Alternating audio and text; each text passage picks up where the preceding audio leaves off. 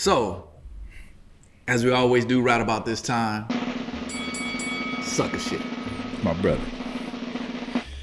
So, I was thinking. Uh-oh. Oh shit, not good. I was going through. I was actually talking about a history lesson with my daughter, and we started talking about government and Constitution, Bill of Rights, that kind of stuff. And I was talking about the different freedoms, amendments that we have. You got the right to assemble. You have freedom of the press. Mm-hmm. You have freedom of speech. Right. And then we talked about what I think is the most hotly contested amendment, okay, which is the second. So you got the advocates that are pro, which are like the NRA, and then you had the groups that are against it. And I saw a new lobbying group emerge that's pro Second Amendment. Okay. Now this is a mixed group. Okay. They mix with Tasmanian Devil and a 1990s minivan. Okay. Right. Okay. All right. You'll see them out in LA with tank tops on. Okay. Have you seen these post-COVID women? Okay. Because they have the right to bear arms all over LA. Okay. Right. I see where you go. So now look, black folks, I'm not a small man. I'm down 13 pounds though. But we have to be really conscious about our health. Nobody needs to be railed thin or skinny or anything like that. But if you go to the movies and the movie start and you don't see it and everybody watching it on your back, your ass is too big. All right? So, you Second Amendment niggas, you on some sucker shit. Sucker! You sucker, man. You sucker. See you later, sucker. I know. Right to bear arms. So long, sucker. That's the new bear arm. The right to bear arms. Got you. Saw what you did right there. All right. It's good to see you, bro. Better to be seen than viewed, right? So check it out, man. One thing that I wanted to first of all, I want to give a shout out to Jay West and Dio, behind the boards and doing the production. Good looking out on the lighting, brother, kind of dark, so I appreciate the lighting. Yeah. They don't have it on that left elbow. It's ashy. Hey, bro, I ain't even gonna look because I know I'm oiled down, bro. My coconut oil is fierce. So we gonna tackle a couple of subjects today, man, that we've been thinking about, and you and I just been touching base on, and we wanted to share, and see how people think. Again, if the conversation is beneficial, share it, have it, tap in, comment. We look at those comments, we use them, we respond to them. Share, subscribe, hit the like. So we're gonna start out with a question. What is the most thankless, lonely job of a black man?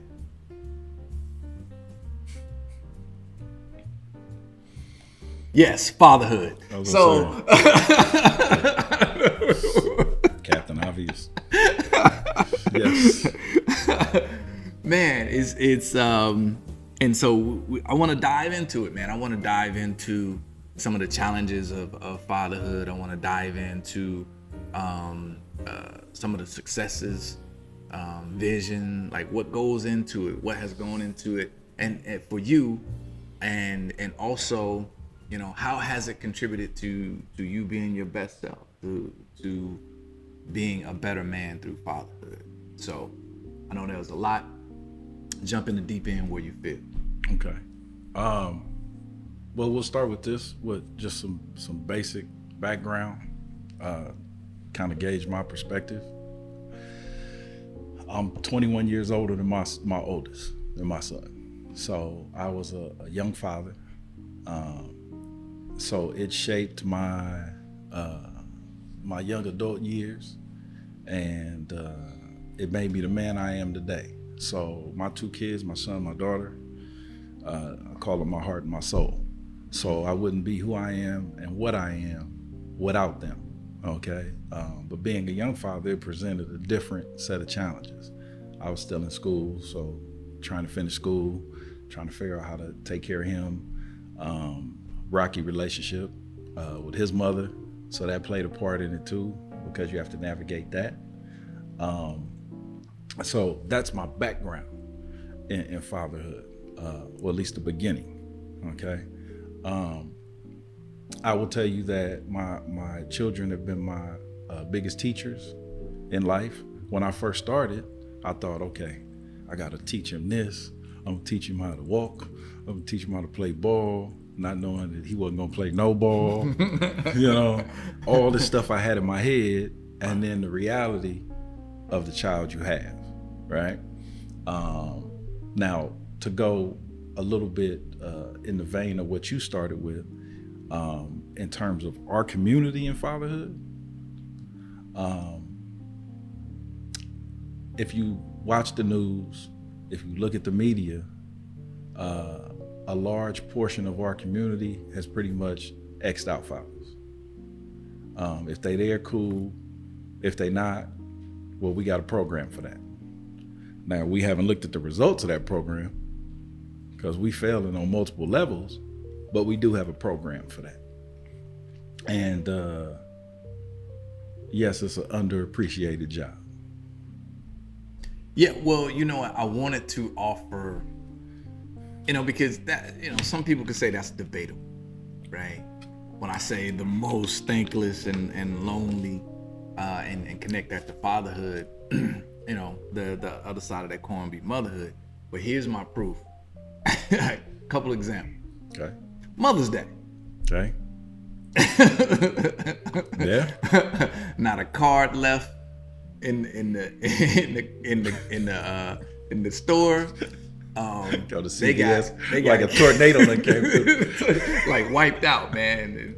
And, on the corners, they selling baskets. Every other corner. Well, it's LA, so in LA, that basket thing is pretty popular. You can't eat anywhere on that Sunday. Oh yeah, nah. I mean, it's a wrap, right? Versus Father's Day. Well, the sad part about it is in our community, Father's Day has become Mother's Day light. And, it's a little bit more background. My son came and lived with me and stayed with me full time and had very little contact with his mother over an 8-year period. So I could have easily put some goofy ass post on Facebook talking about I'm the daddy and the mama and all of that stupid stuff. But number one, that's just an ego thing, and that has nothing to do with raising him or making him the best man possible. Number two, regardless of the situation, that's disrespectful, okay, to his mother. And if you're willing to show that kind of disrespect, it kind of gives a background to the relationship that kid was born out of anyway. And who the person is that's raising them, that's more of a reflection on you.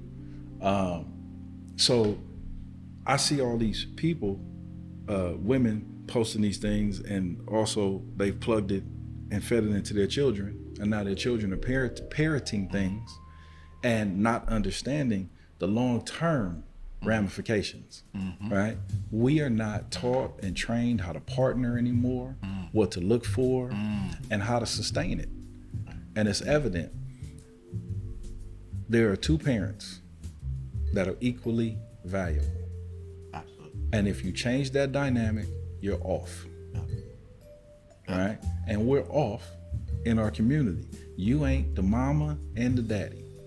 You're not equipped, right? It's hard enough for me to be a father. It's a life's challenge. I'm learning something new every day. I'm dealing with something this week I never thought I would be dealing with, right? Yeah, that's tough. But I'm not his mama. Right. I could be a hell of a daddy. I'll never be anything on the mom side, right? Yeah. So when I hear that, that's just ego. That's ego, and that's hurt feelings. Right? You just wish Larry was still around. To help you with Little Larry. Yeah, little Larry give you grief, big Larry go. Well, the other two quick examples of and Bill Cosby, I mean, comedian side. I ain't talking I was about about to say, you anything about to quote Cosby, boy. is in one of his classics, Bill Cosby himself, where he's talking about, Make sure ain't nothing in his drink. hey, yeah, I didn't give you that drink. Oh, okay, so that's what I'm saying. you got that from the cooler, so you cracked the seal on that yourself. So, but he's talking about how the father, he raises his kid up and he's teaching him how to play, and he's going and the kid goes up and goes to college, and and he scores a touchdown and turns around and says, "Hi, Mom." Right? Yeah. Pops got him there. That's the second. The third example is that I've heard this line a million times, right? I have never heard anyone say anything negative, only positive shit about this line. And even as a crack fiend mama, Yahweh was a black queen mama. I'm like, in what world would we still, this world, we would still lift up a crack fiend and compare her to a black queen? Only somebody's mama. Right.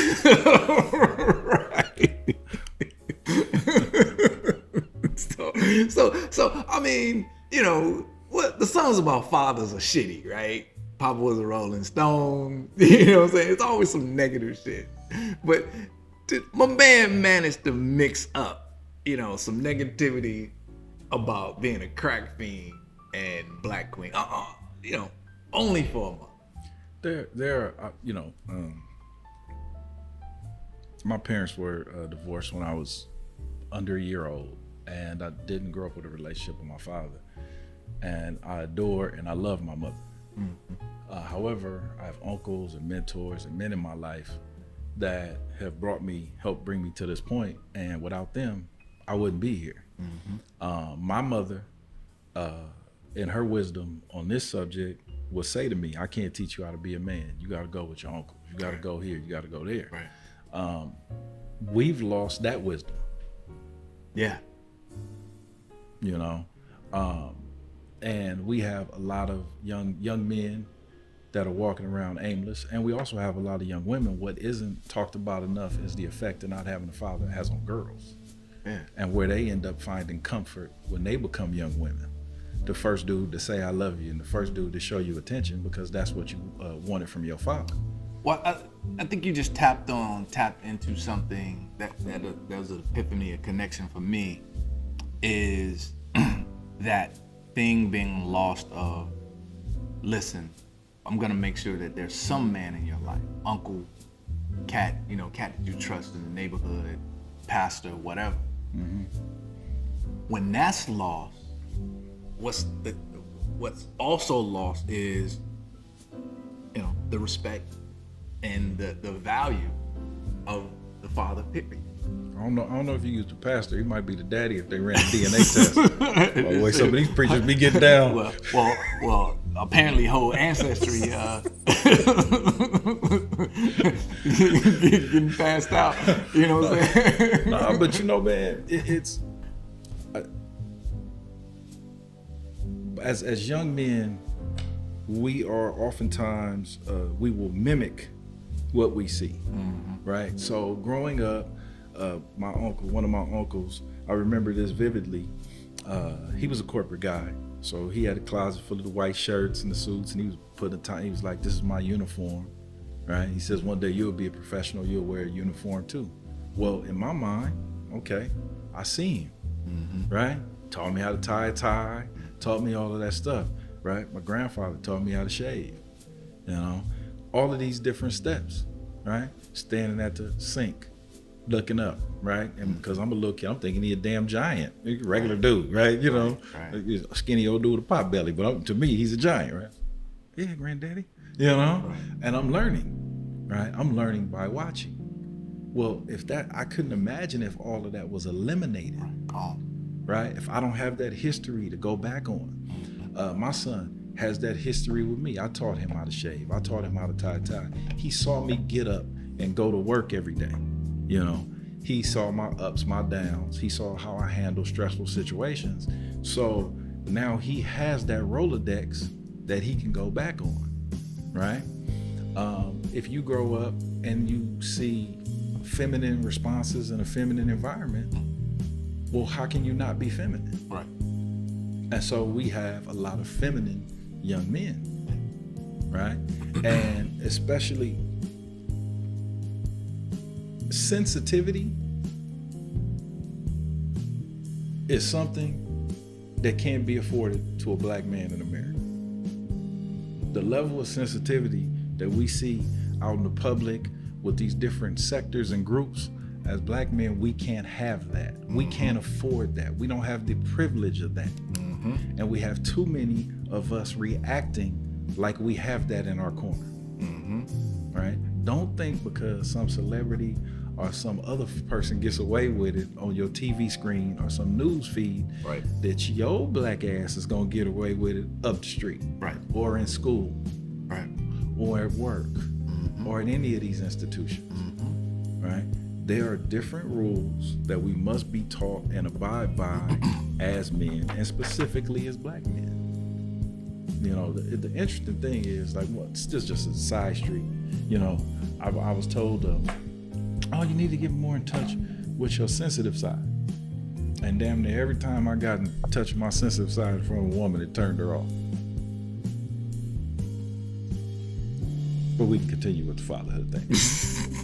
Well, I think what you just tapped into, what you just scratched on, you know, about the world, and you know, as a father, you know, one of our duties is the main duty is preparing our kids for the world, right? You know, what tools do we put in their toolbox to help them navigate, manage, maneuver through the world, you know, towards success and whatever they call happy. And you know, I think that's one of the biggest challenges of fatherhood is holding that vision, that 8x10 high level vision of you know, hey, listen, at the end of a certain period of time, whatever people have in their mind, whether it's high school, whether it's college, you know, from birth to that time when they're intimately in your face, you know, the tools that you help them to put in, then that they don't see the value of the tool in the moment, right? So you just look like an asshole. Well, okay, let's take a step back, because you're talking about on a high level. So there's high level and long-term things, but there's basics and short-term things. Like I talked about shaving. Everybody knows shaving, right? Tie a tie. Okay. Let me give you a story. We're actually cousins, but call me uncle because I'm a big family. It's a lot of age gap. It's a 40-year age gap at this time, right? So I'm out. We out at family dinner. Can you take my nephew to the bathroom? All right, man, come on, let's go. So I take him to the bathroom. He's probably 7, 8 years old, maybe a little, around that age, maybe younger. So we in the stall. He next to me. Right. My man drops his pants to his ankles, right? To pee. Now all the guys laugh, right? Because like, you don't do that, right? What you doing, advertising down there? so the women, right, that don't know, men don't pee like that. Okay, if you got a cousin or husband, so ask him. I ain't got time to explain all that right now. But anyway, so I'm like, no, man, hey, pull your pants up, right, to your hips, and this is how you do. So I'm in there teaching him how to pee in a urinal, right? Now, I've been having these discussions with his mom about getting more guys around him, because if we go back to the table, I'm telling her the story. She was like, well, what's wrong with that? I said, that's not how men pee, right? I said, if you can't teach him how to pee, how you gonna teach him how to be a man? Wait a minute, she thought it was okay for him. Then him drop his damn pants to his ankles. To pee, not to sit down. Right. But to pee? Yeah. Oh man, that's okay. And I got pushback. So what Pushback? Yeah, at the table. Right. Until a couple of people in the family heard it and jumped down the throat. But don't worry about that part. Oh, okay. But what I'm saying to you is, we have even lost sight of the basics. Right. Right. Forget the long-term plan. Forget the big picture. Forget making him a man. Right. These niggas can't pee straight. right? So you can't. That's like saying, you know, this is my long-term investment strategy, and you got 25 cents. Right. You got to earn some money, man, to invest it, right? Until we get to some basics and fundamentals, how we gonna have a long-term strategy? We still in the peeing straight line Well, of the game. you know.